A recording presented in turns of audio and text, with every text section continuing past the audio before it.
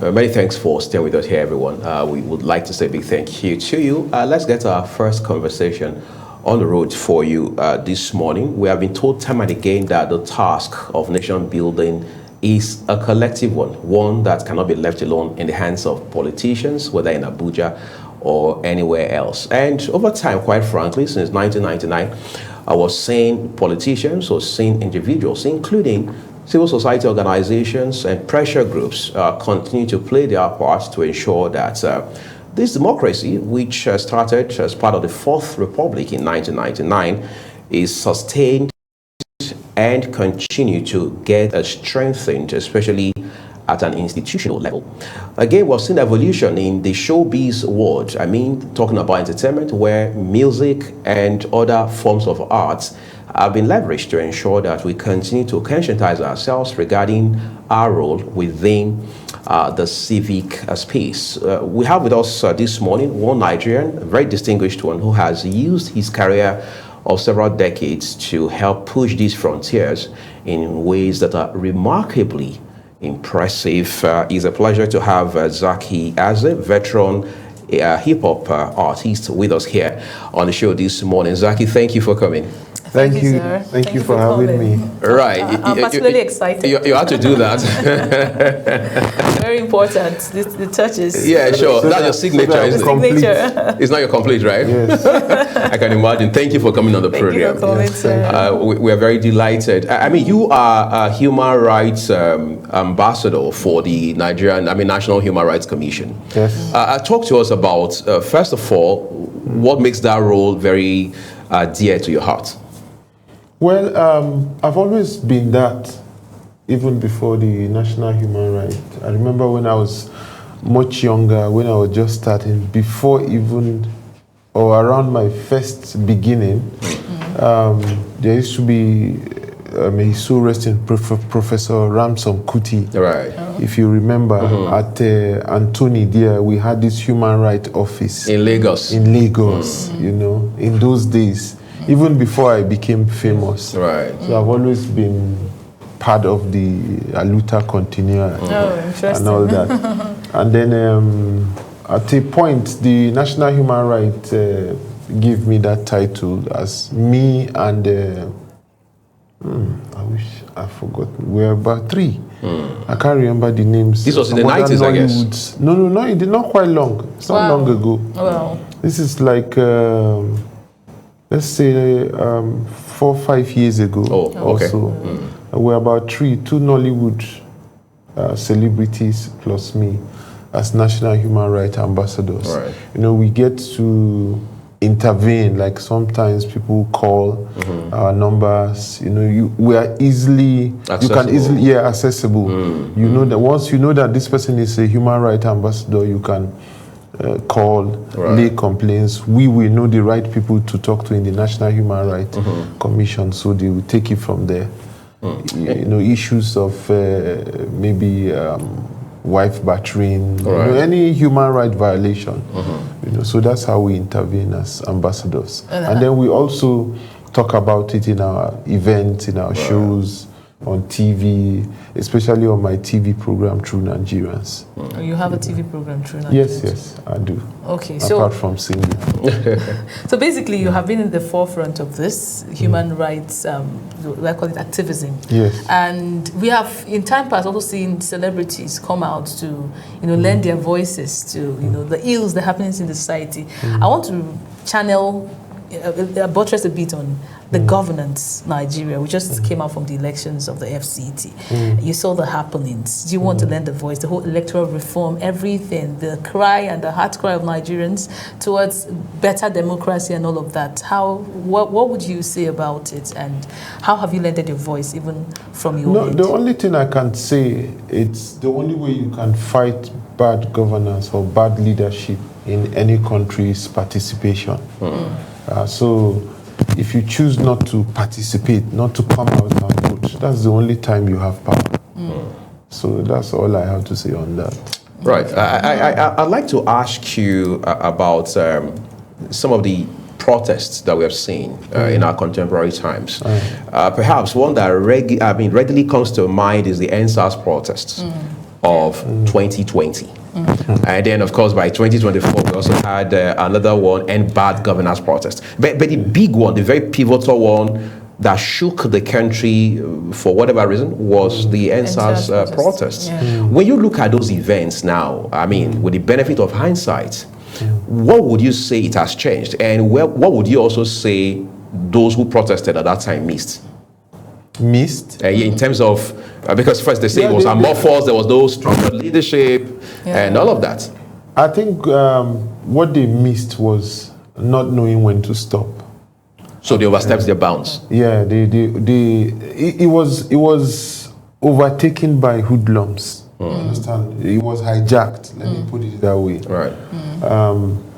But I'm sure that the proper organizers, understand, wouldn't have committed the crimes that were related to NSAS. Right. But at the same time,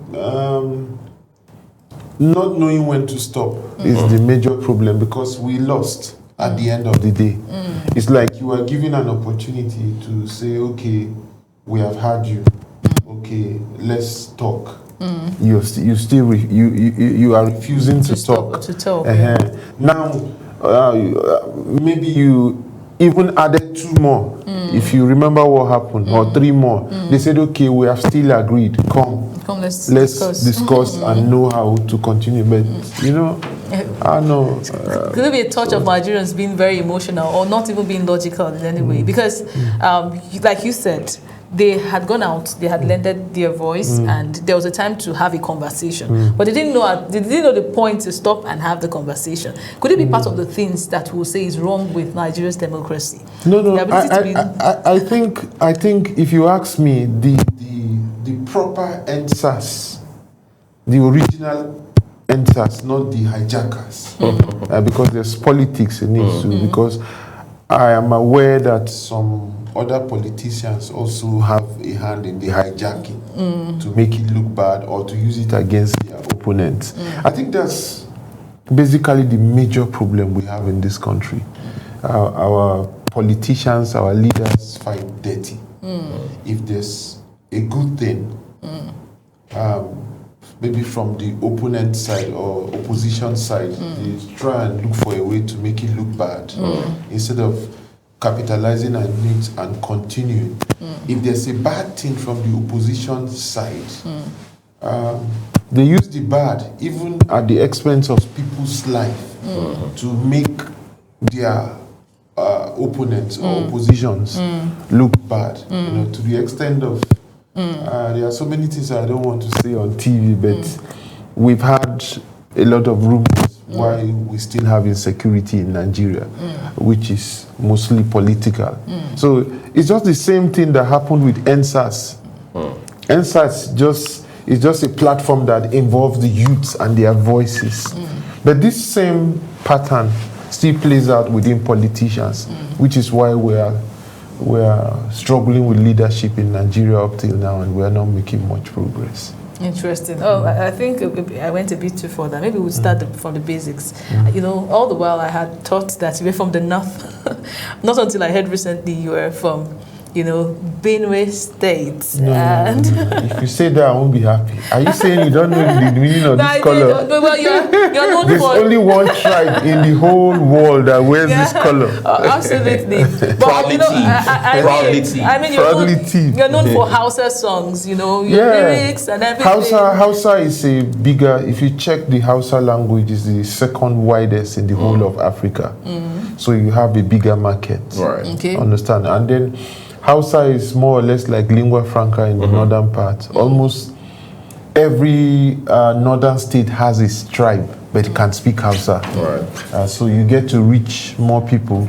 Then I also have an advantage, being that my people who are the Tiv people are the 4th largest tribe in Nigeria. Okay, so you would say that you're choosing Hausa songs and Hausa lyrics is basically a strategy. Yeah, it's to create more unity, to create more visibility, to reach more people.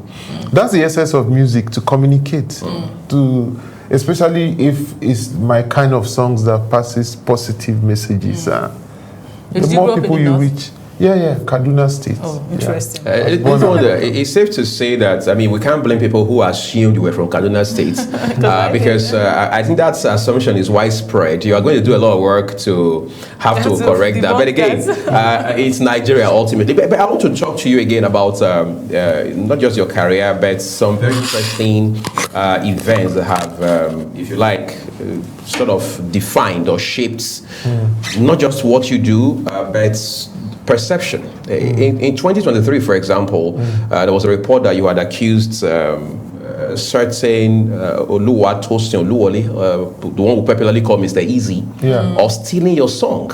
And people were wondering, I mean, both of you are generations apart. We can confidently say it's your son in the industry. That wasn't a prank now, was it? No, it wasn't. If just like you say, generations apart, so especially for people like us who fought the fight, who struggled, laid the foundation for what the music industry is enjoying today, at least we expect some little respect from our younger ones. So even if you are not respecting us, so be it, no problem, we'll stay on our own. But where you go and touch my thing and expect me not to talk, you know. What played out was, you know, I had the song. In fact, I saw it first from a TV station where they were accusing him, you know. Okay, you didn't know, you had not listened to the song? No, I had listened to it. I already started talking about it. Then I'd even called my management and everything. And then I saw also on different TV stations. But what actually calmed the situation at the beginning was that he did not deny it. Even on TV, he admitted that, okay, Zaki is someone I respect and he's a legend. I will reach out to him, you know, and all that. So I felt, okay, no problem. And he actually reached out to me. And we spoke. So he said that he apologized. He said so many things, and I said, no problem, I don't have, it's just so painful that, leave the money aside. At least you should have acknowledged my name. It's like my efforts. I mean, I have children. These are intellectual properties. Yes. You have to pass them on. Yeah, they have to. Look at Fela's children. They are living lives. It's intellectual property. Intellectual property is forever. You know, you just keep getting, especially in this digital age, royalties. Everything has changed. Everything has increased. So, you know, he said so many things. I said, okay, no problem. The deed has been done. That he said, okay, but from the normal thing, which is supposed to be like 35%, no, but I said, look, I'm not, just tell me whatever you think. You can give. He said, okay, we will acknowledge you and we'll make a certain percentage, which he mentioned. I don't want to, I said, okay, no problem. So that was the end. So he's still remitting that percentage? No.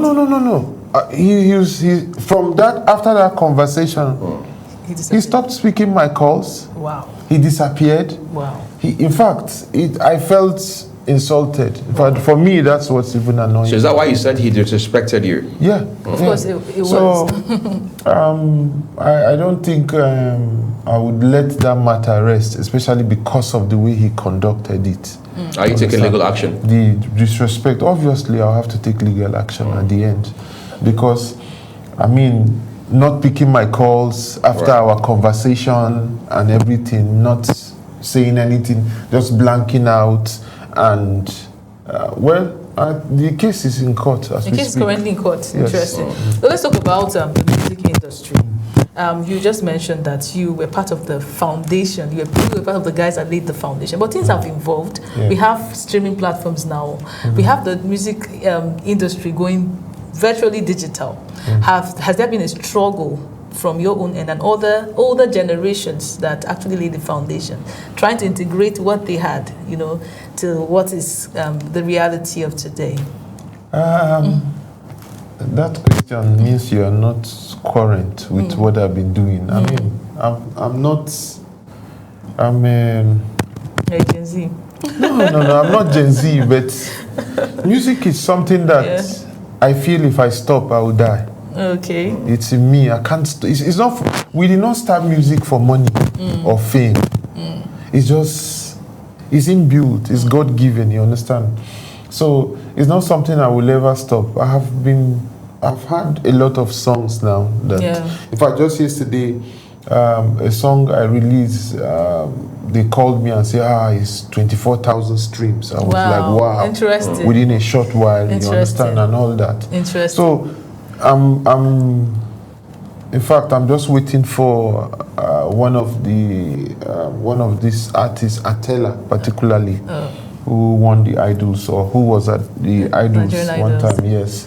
So basically. I'm still doing new songs. What I'm saying is, most of this older generational, I'm not calling, but they're more of the analog generation, right? It was quite, they have been cheated in the process of trying to migrate from the analog system into the digital music streaming platforms, trying to familiarize themselves. Sometimes they meet management that, rip them of their monies or, use, wrong accreditations, or what do I call it?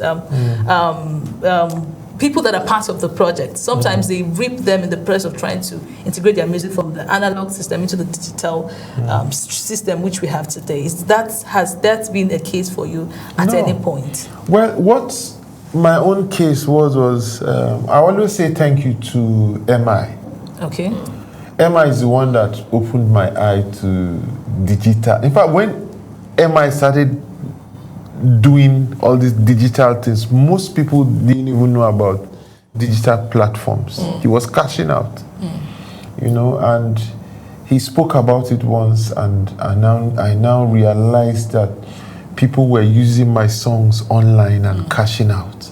Some people even go as much as hijack the song and put it as if it's their own. Exactly. You understand? So they were just making monies. So immediately he said that, I collected everything, So I would say that the question you have asked now, even Gen Zs have those issues. It all depends on the person you are working with, whether he's a good person or a bad person.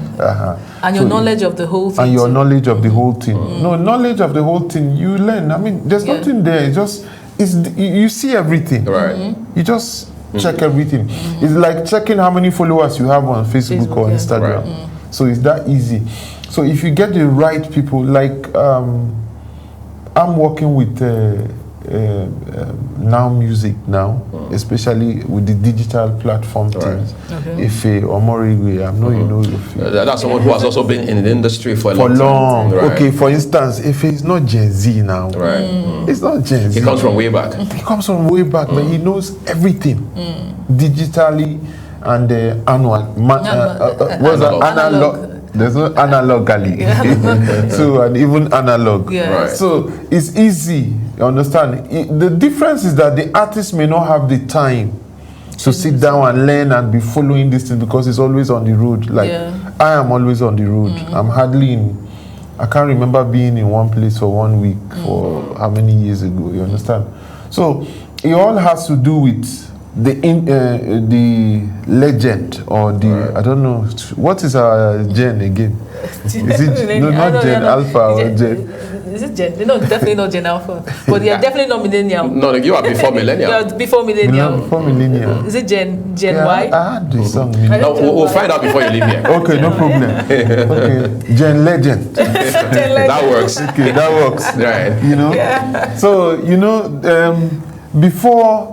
Even at our time, that's why I mentioned MI. MI is Gen Alpha, at least. Gen Millennial. Is it Millennial? MI should be Millennial. Gen Alpha is after Gen Z. MI is from, I think it's from the 80s, right? In terms of... which generation? Not generation of music, birth generation. Birth generation. Yeah, you should be from the 80s. Okay, bet. Yeah. Yes, bet-wise, because that's the basis on which you determine Are who you belongs sure? where. Generation. Are you Right. sure it's not 70s? No, it's not I don't No, 70s. it's a small boy. Forget that. And he's not more than 40 something. He's not up to 50. Are you sure he's up to 40? He's not up to 50. Yeah, but obviously it's not. Are you sure he's up to 40 to He start is, with? It should be late 30s. No. no. At 40. I don't think Emma is up to 40. Am I married at 40? Ah. Yes. Oh, okay. Yes. Am I married There's a lot to at talk 40? about Nigerian musicians. But I want us to pivot a little. Okay. I mean, I grew up listening to your music, even though I didn't understand some things, I saw the touch. Right? So you did a lot of work starting from the 90s in particular. You sang songs that reached hearts beyond entertainment. And the likes of, God rest his soul, Sam Sultan and yourself, I mean, that generation was beyond amazing. Yeah. This was more than 3 decades ago. Now, more than 30 years down the line, times have changed in ways that are radical. How are you connecting with this generation with your music today? It's very easy. It's very, very easy. Now, before your father was born and your grandfather, there was Coca-Cola. What has changed in Coca-Cola? Just tell me what The has. branding, the bottling. The bottle. Yes. Not the Coke. Not the Coke. So, I feel Gen Z right now, if you ask me. Do you understand? So you're a Gen Z at heart. So this is the trick for me. This is what I do, and what I advise everybody to do. If you are in my age or my Gen legend, all I do is I play the same music, sing the same way, improve your skills, but I've been producing. I produce most of my song. I produce a lot of people. I had one of the best studios on Allen. Most of these hit songs you hear those days came from my studio. But the first thing I did when music evolved was stop producing. Okay. Now get the Gen Zs to be producing for me. That's easy. That's easy. Just make sure you can sing on their beats. Right. That's what's trending. That's what's new. So when something new comes, you just find a way to evolve around it and sing on it. That's all. I don't know. It's even easier for me now. Yeah. Because I don't have to produce any song. I just have to call. My producer is maybe 19, 20 years old. Wow. Understand? But he's doing a great job. He's doing a great job. All the new songs, the Notice, No Grief for Anybody, Chocoli People, all the new songs that have been junking out that are trending everywhere is from the same producer. Wow. You look Gen Z, by the way. I forgot to mention. So I want to ask most of our Gen legends. Gen Z know they wear kaftan. You never see Abuja Gen Z. Abuja Gen Z, especially Abuja guys. So most of these Gen legends, as you call them, have always come out in recent times to always say they feel insulted. The Gen Zs, always want to compare them. So you hear things like, sometimes they want to even make a joke or a mockery out of, these legends. They call them, your glory don't finish. Some kind of subtle shades here and there. Right. Basically because you feel like, or they feel like they are the ones in vogue. They feel like they are the ones trending right now. They just want to water down whatever it is that has been built before them. What would you really say about this? Well, it has to do with personalities, It has to do with the person. Most of the time, upbringing of the person, you understand? Look at someone like Davido, for instance, who is on top of the game. You will never hear that from him. And then you see, look at what he did with Bright Chimezie, for instance. Yeah. Now, that's exactly what Mr. Easy was supposed to do. Right. Understand? He did the right thing. Used his song. If I even featured him on his video, acknowledged him. Everything was fantastic. Now, I hear sometimes some people make comments like on my social media, or maybe Facebook or Instagram. You see comments like, "This man no one retire. Go retire now. You understand? Leave the space for the young ones." You see, what they don't understand is that it's not like telling a pastor that he's old, he should stop preaching. It's a calling. And you do till the very last day. Especially for someone like me, that my music always has traditional background. Traditional music. Mama Shatta died singing. Fela, at what age? He was old. He was still singing. King Sunny Ade is still singing. Sunny Ade, I don't know how many years. Sunny Ade, I was a kid when Sunny Ade was singing in performing and touring the whole world. He's still singing. He's still more active than me. You know? And what would you say for those kind of people? You want him to go and resign? He can't. Ebenezer Obey is in the wheelchair now. He's still singing. So I really don't understand. Has this at any point ever discouraged you? Maybe the comments, social media can be a crazy place. No, it cannot discourage me, because you see, it's even good. Understand, when people are entitled to their opinions, one, and apart from that, you sometimes look at the person who is making the comments. I mean, how is his IQ? Is he exposed? Is he enlightened? Does he understand the issues? Does he understand the issues? So how would you want to take those kind of things seriously? Why would I let that affect me? I don't even see it most of the time. Just that once in a while you see it. But the positive ones are like 1 million. No, the negative. So he's just one voice, one drop in an ocean, amongst thousands of voices that are saying, wow, fantastic, well done. This one, you know. There was a time I paused for a while. All the kind of comments I was getting at the airport, everywhere. No, why you? Please come back. Please sing. You understand? So we have our fans. Oh, great. They are diehard fans. And then for the current generation, the Gen Zs, what would you look at now in the industry and see and say, you know, it's not going, or it's not going as it should go? They are missing in a way. What's that thing that you look at and, you know, want to correct? I'm finding it difficult to answer that question because I'm very impressed with the Gen Zs. Oh, good. I'm so impressed. Wow. I never even knew that I would be alive to see how Nigerian music will transform. So I'm happy with what their sound. They are creative. And you know what people don't understand about these Gen Zs? You think they just wake up one morning and go and mix anything. No. They work harder than we worked before. Really? Yes. Why do you say so? I see them, I work with them. Wow. Sometimes, I remember even from the days of MI, we used to be neighbors.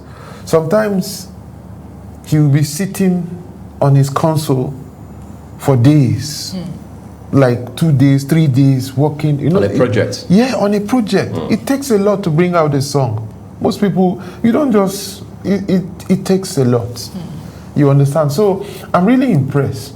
You see, but when we were coming up, fortunately and unfortunately, media houses like you don't patronize us.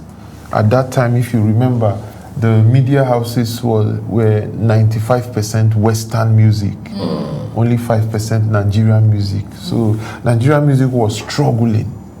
It was just some reggae here and there. A bit of high life. Raga, a bit of high life, you know, juju music and all. But it was dominated by the Michael Jacksons, the Curtis Blow, and all that. So we kept pushing it. We kept, pushing them. The change actually came when Nigerians finally embraced Nigerian music. As soon as Nigerians started accepting Nigerian music massively, Nigerian music now took over Africa, now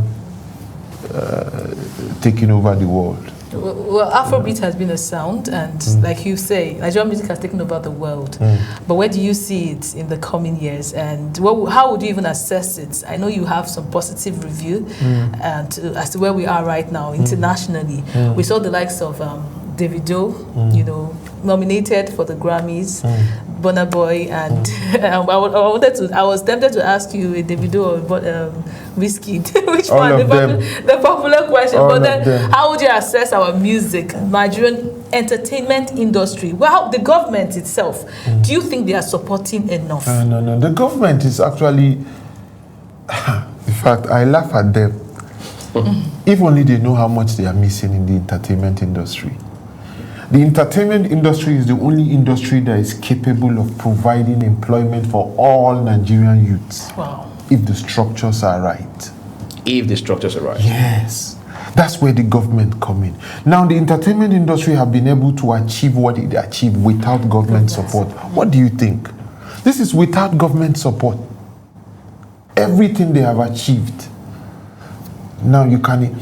There was a time during Ngozi Okonjo-Iweala that we did some analysis and discovered that the entertainment industry can actually contribute more to the Nigerian GDP more than oil. There are countries that depend on the entertainment industry for their GDP. Oh. And look at Nigeria. Blessed. Look at our population. Look at just look at how many people one musician can employ. For one song to come out, everybody in Nigeria is employed.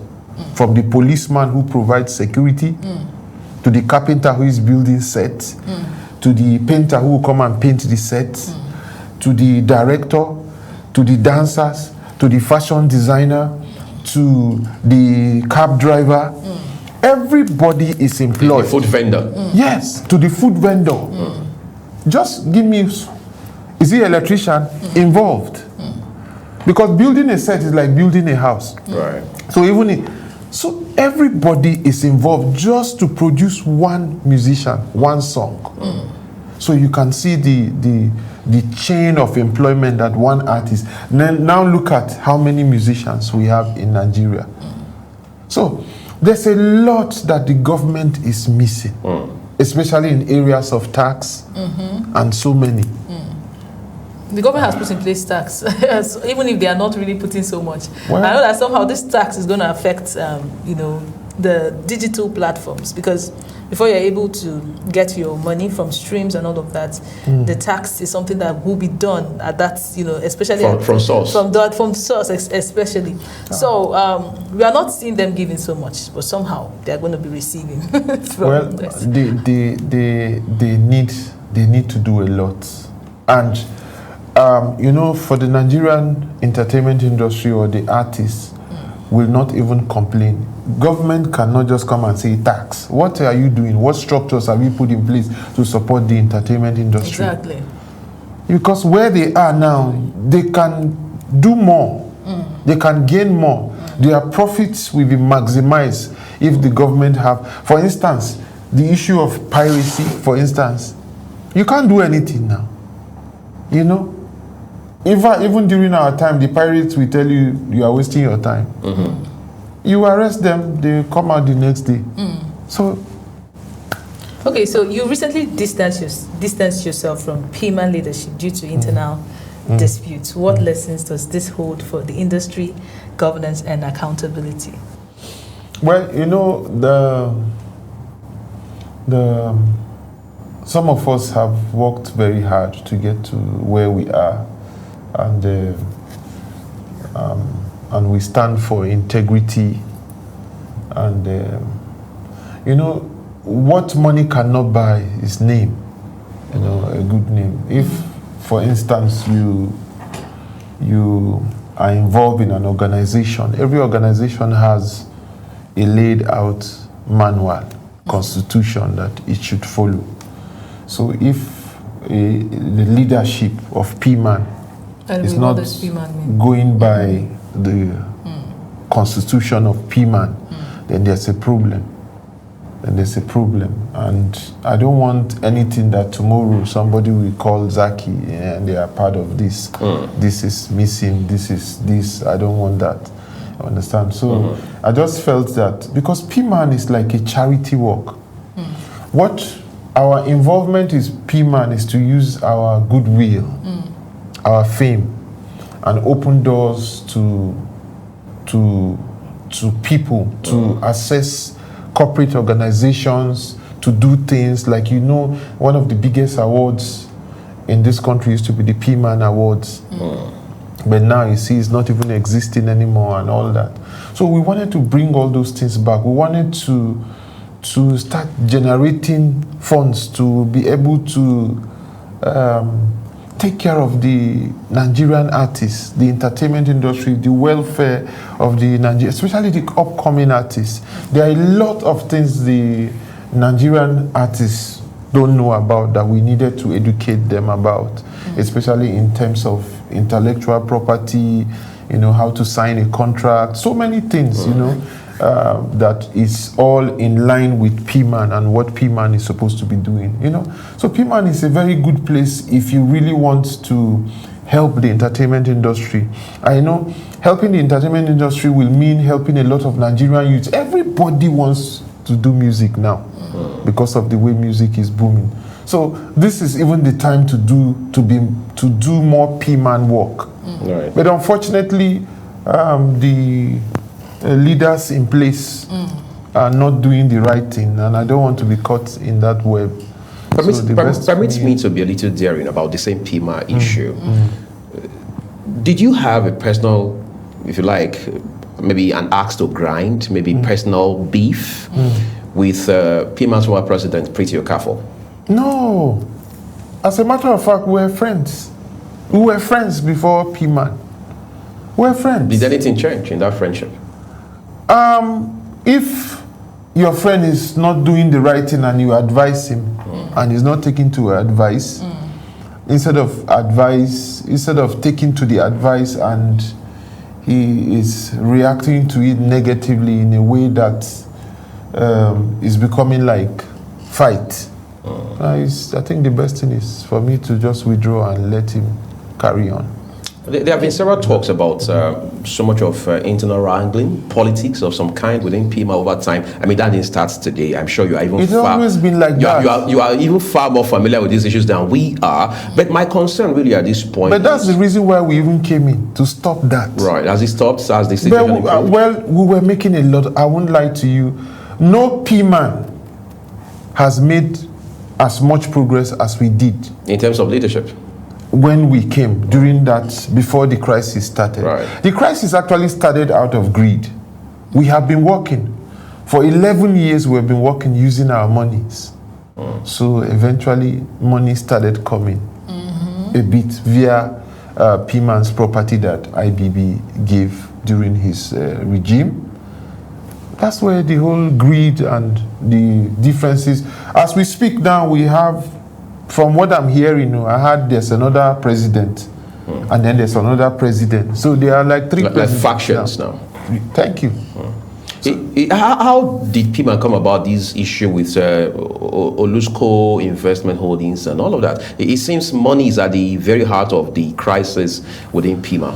Well, I've left P-Man now, so I don't really know what is going on.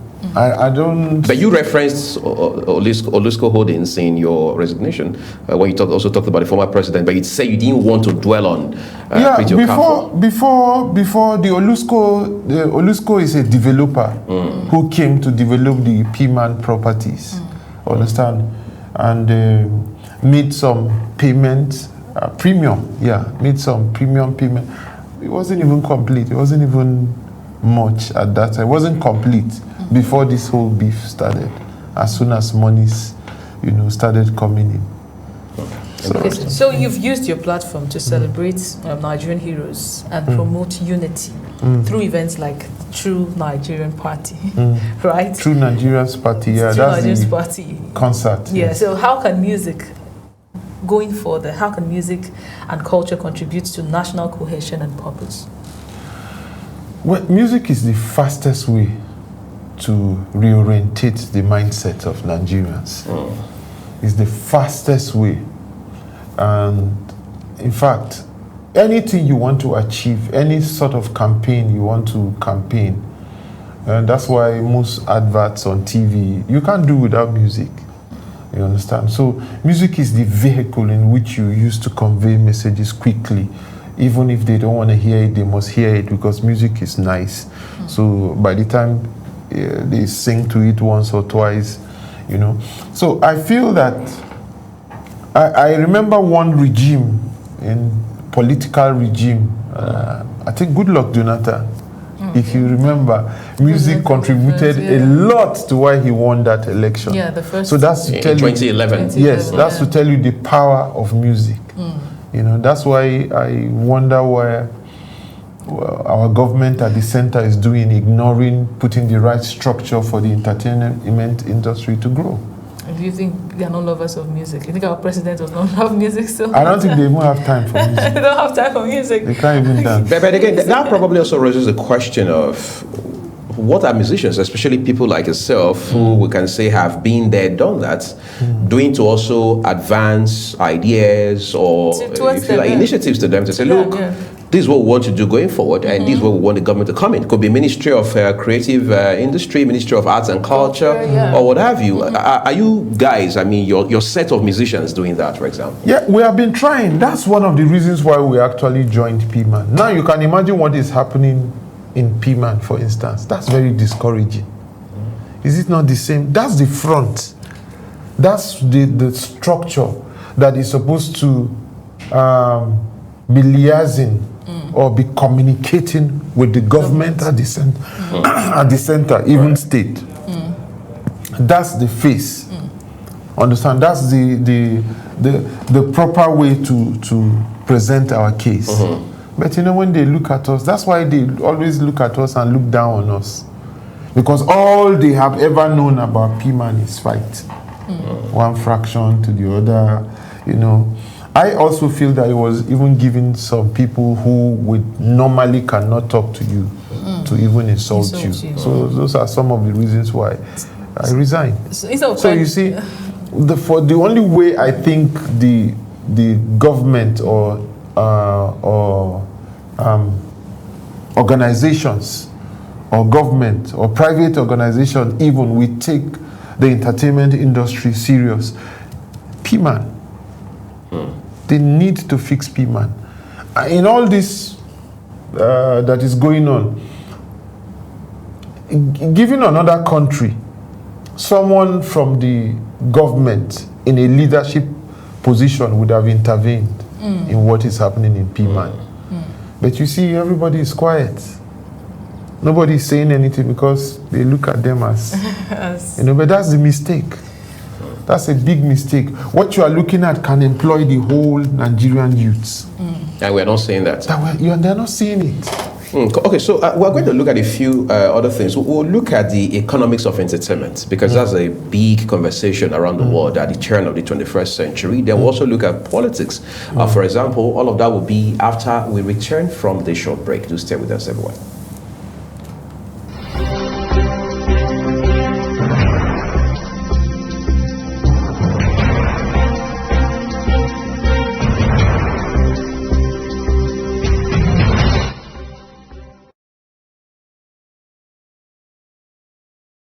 All right, so let's begin this last lap, let's call it the victory lap of this conversation, with our dear nation, Nigeria. Since 1999, it has been one conversation after another regarding our democracy, civil rule, and what have you. Just following this last election in Abuja, for example, the well, it's your signature. We're not surprised. All right. One of the things we found out, which is now very established, is that there was low turnout of voters across the 6 area councils of the FCT. When you look at that, I mean, for somebody who is grassroots, I mean, you've been there, you've done that. What would you say are some factors responsible where people would just be reluctant to come out to vote, even when they have PVCs? Well, I answered this question before on the side of the voters. Right. But on the side of the government, I think government should learn to bridge in the gap between them and the people. And then in bridging that gap, the gap too should be friendly in a way they bridge that gap. Right. Understand? If you are in government and you don't have a link with the people.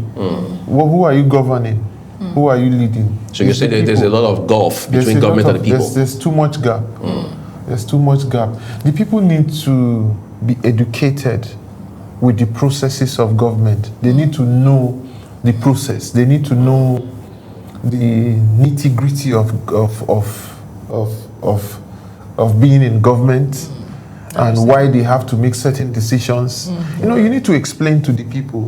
Nigeria, majority of Nigerians are not even educated. So you need to explain to them in a way that they will understand why they need to come out and vote. So you don't think in any way that this is intentional? The lack of education or lack of sensitization is an intentional... Well, I think the fault will be from the government. They did not probably sensitize the people properly, or in a way you know, sensitization is in two forms. You can do it in a way as if there's penalty to it. Right. You can do it in a way that it looks friendly. You understand? And stick and carrot approach. Yeah, you understand? So it depends on how you do it.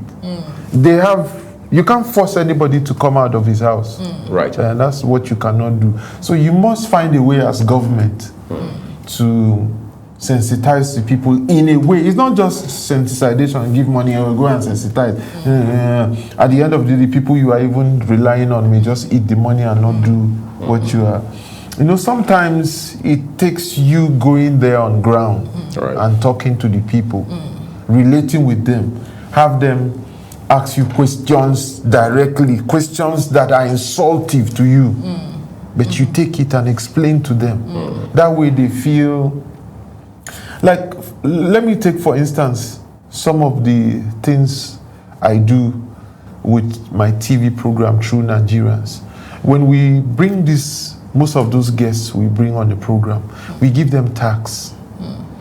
So some have hawked on the streets. These are leaders who have made it.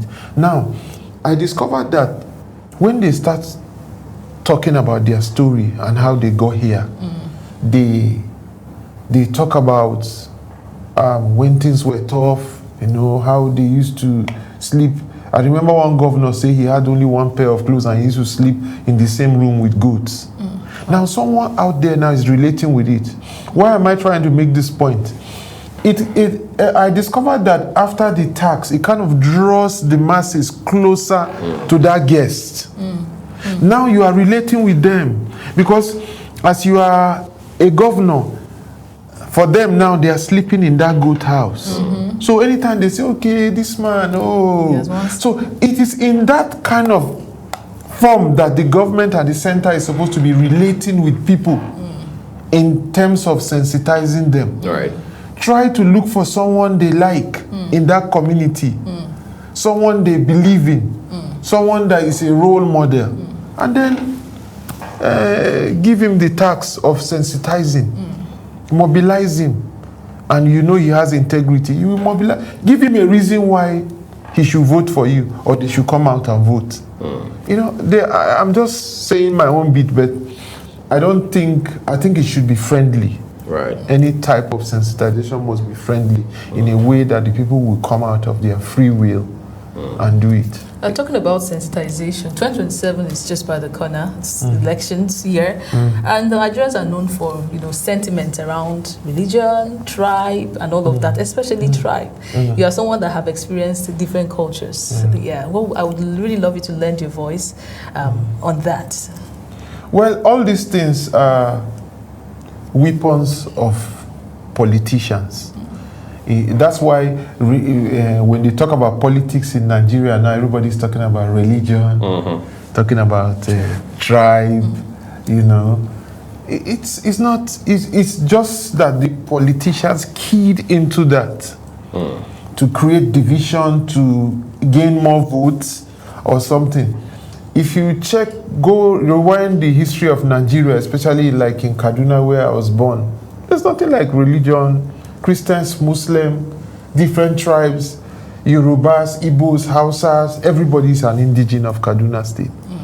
Understand? People live together in peace until when politicians, for the sake of dealing with their oppositions or winning or gaining votes, we start bribing, instigating, injecting a lot of bad energy and bad blood into Nigerians just for their selfish interest.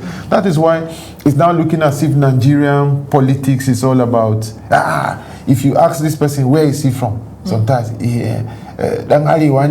or you understand? Those things were not existing before, you know. So it's politicians that actually made it look that way. So, but right now, from what I'm hearing and what I'm seeing, Nigerians, even the ones who are not educated, are beginning to see that the politicians are actually using them. So the Muslims, the Christians, the different tribes are beginning to see that no, there's this thing, they are just using it against us. So it's changing. Really? It's changing. So you are saying we're going to see a difference? Yeah, we're going to see in 2027. 2027. About Kaza Agashita. Who are you supporting, by the way? No, you know, I'm neutral. I'm not. I'm a political. They're still talking about this sensitization. Nigeria has many issues beyond even elections and you know, democracy. For example, we have issues around. Look at Naira mutilation, for example, which became controversial in recent times.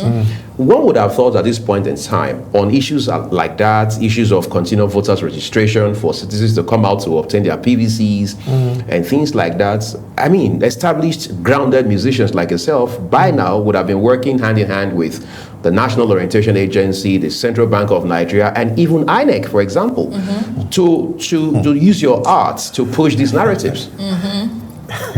You know, you're making me laugh because that would have been the best thing to do. It would have been easy for them. Easy. But, you know, that's what I keep saying about our leaders. They are analog. They don't. That's why you need to communicate with the people. If you communicate more with the people, even if you are a president or a governor, your small Gen Z son or daughter at home can give you an idea. Because you are too busy, you are up there, you are even old school to start with. So you don't know what is going on. You know? But what you have said now is just the perfect thing to do. I don't want to mention names. Look at, you need to know the amount of followers that we have. Fans who believe in us.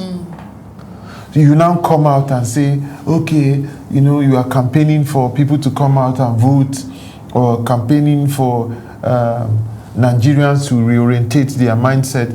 In fact, when I have been expecting for a long time that because of what my program is, True Nigerians, Heroes of Our Time, which is all about reorientating the mindset of Nigerians towards patriotism, I've been expecting for years that one day the federal government or the National Orientation Agency will key into it and partner with me or support me. But you see, that's how Nigeria is. That's the problem. Why would a governor have had almost all their DGs on my program? So I have. I understand. Now, why would a leader or a governor win election and discontinue a project that some other governor has spent billions of our money, discontinue and go and start another one? There's no progress. There's no progress. There's this selfish ego. I don't know, maybe, I don't know, but we still need to pray. Apart from prayer, we still need to actually come out and vote and stand and let our votes be counted. And in every polling unit, let the votes be counted and the winner declared instantly before going home. We've left just going to vote now. Yes. So defending the votes. Yes. Defend your votes, because ultimately I think that's what counts. Yes. My colleague mentioned something that I think is worthy of note. He talked about mutilation of Naira in the entertainment space. I mean, it's one of the things. Money na water. Money na water, like they say. So it's showbiz. It's one of what you use for showbiz. has this really affected the entertainment industry? Because a lot of celebrities have been complaining, we want to spray our money. But was it even necessary in the first place? I mean, and what do you think? You see, in that aspect, I must tell you, the entertainment industry is the only industry that has only one law. Like I spoke about the organization of PMAN now and their constitutions, there are a lot of rules and regulations. But the rules of entertainment has only one, which is show. If you don't show, there is no business. You have to show before business. That's why it's show business. Right. So if you don't allow them to show, there's no business. So, well, I agree, it's not the right thing, but, but that spraying of money, Kai, he had So it's an entrenched culture, that's what you're saying. Well, it's show business. Yeah, show business is about showing. It's about showing. Yeah. Why do you think we shoot music videos and bring fake dollars in trucks, splash the dollars? That's show. That's about show. That's what show business is about. I can imagine the CBN authorities running at you watching this program. No, I think this authorities, no, but that's they need to be there need to be a kind of synergy. Before you make some kind of rules, there are supposed to be exceptions, right? And then you consult with different authorities, at the forefront of I'm beginning to see a show business now. Maybe you're going to go to a studio with my Zaki. husband is a producer, so I kind of understand these things. And I have entertainer friends, right? So I understand the restriction it really puts on them, right? It just makes them not to do the Be able to show. And business is about making profit. Sometimes if you're not able to show, you will not make your profit. Right. Yeah. So. And speaking of profits now, for example, I know in the 90s you were one of those persons who were crying, like practically crying over the monster of piracy. That was several decades ago. But today all of that has changed. We now have streamlined channels through which CD is gone. CD is gone. Yeah, Alaba market is no longer a big deal in this regard and things like that. So are we in a much better place today? Yeah, we're in a much better place. You don't miss Alaba market in any way? No. No. Although they helped in a way. Right. The likes of Abu Ventures. But would I say help? Because they were part of the value chain. We can't. They were well, and then it was providing employment for people. It was a means of income for some people. Effective distribution of your music and things like that. But I'm not sure we are done if I don't ask you this, Zaki. We have seen a lot of your colleagues who have sort of pivoted into politics. Either they were appointed as special advisors, SSA, or what have you. Some of them have now become full-fledged politicians. Would you go into politics at some point? It depends on the reason why. If I am asked to come and I see that it's going to affect especially a section of the country that I think needs help. Politics is service.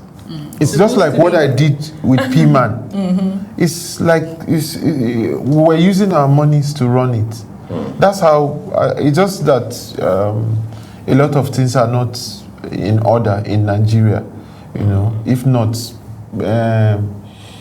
leadership position or political appointments are not supposed to be attractive. They are supposed to be more of service than gain. But people strive to get it just for personal gains now. Understand? Instead of service. It's an opportunity. It's godly. It's an opportunity for God to bless you even more, because it gives you an opportunity to touch lives positively, do the right thing, So, looking at it in that angle, I would say yes. Why not? So, sir, what I want to ask: what advice would you give to young artists about handling social media, public image, and ultimately the pressure of fame?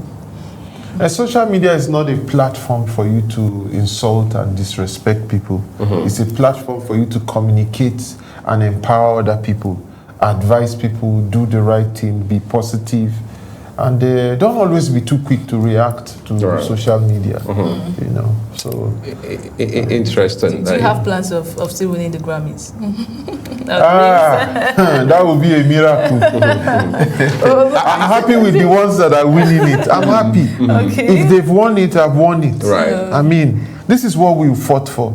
I know what we suffered to get Nigerian music to be where it is today. Right. So I'm happy. I don't have to win it myself. Everybody cannot be President Tinubu. Nigeria has a population of over 300 and something million. No, they say we're over 200 million. No, I don't think so. We are over 300 million now. You need to show us your statistics. We're supposed to have conducted another census. Last year was 2006, almost 20 ever years. since then, we've not had any. So, But I want to, you talked about Fela a while ago, and you mentioned him twice in passing. Fela is... Well, I thought you were going to do that. Fela was bullish with his music in terms of how he spoke to social issues. In fact, it would be fair to say Fela was a social critic as far as his music goes. Human rights ambassador. But as it goes today, I mean, as it stands today, does the ecosystem, the music ecosystem, allow for that sort of, if you like, approach? Not really.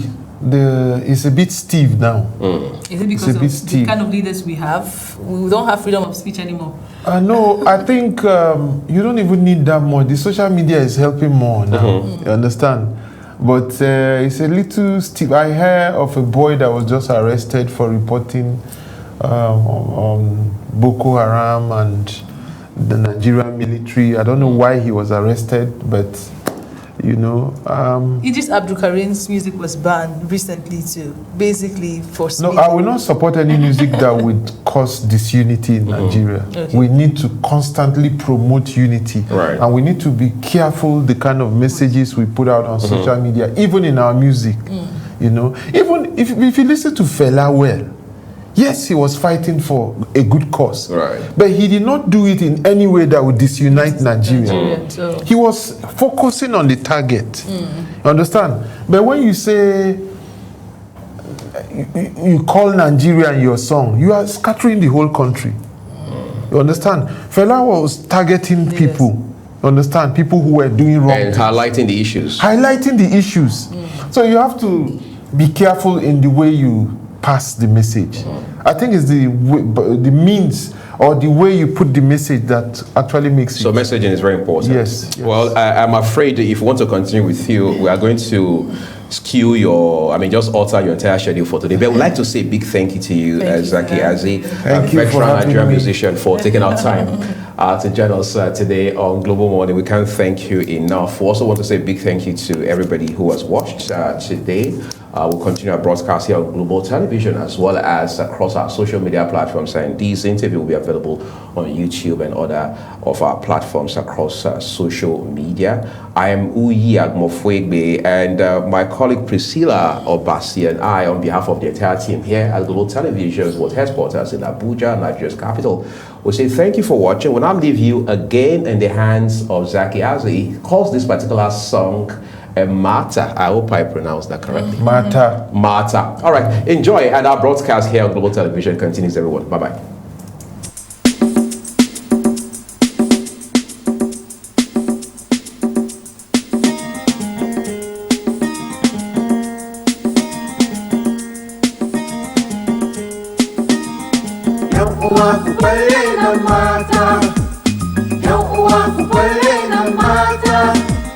Mata iyayenmu ne su, mata iyayenmu ne su, yan uwa ku bar raina mata, yan uwa ku bar raina mata, mata iyayenmu ne su, haka ne, mata iyayenmu ne su, mata iyayenmu ne su, dole ne mu zan girmama su, dole.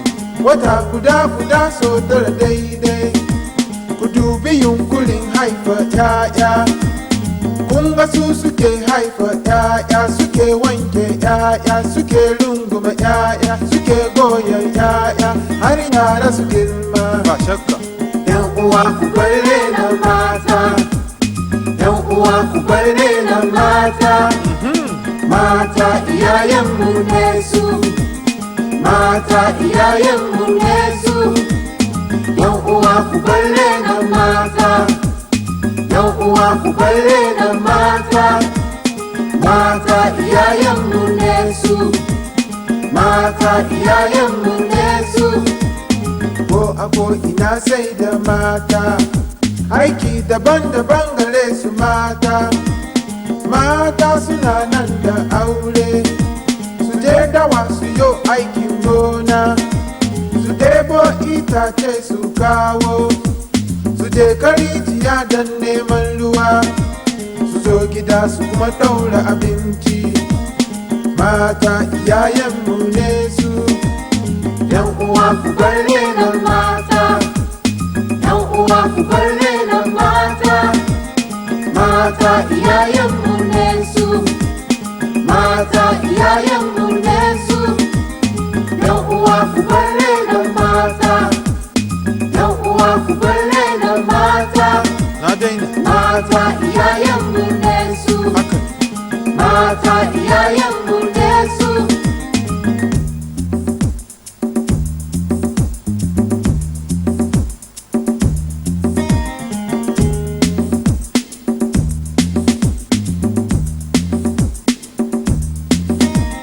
Mata suna tukin jirgi, suna aikin ofis, suna aikin soja, suna aikin karfi. Dole ne mu san girmama su, za a ci gaba sai da mata. Mata suna da soyayya, shi yasa suke lallaba mu. Ko a ko ina sai da mata, har gidan kama sai da mata. Yan uwa ku balle na mata, yan uwa ku balle na mata, mata iyayenmu ne su, mata iyayenmu ne su.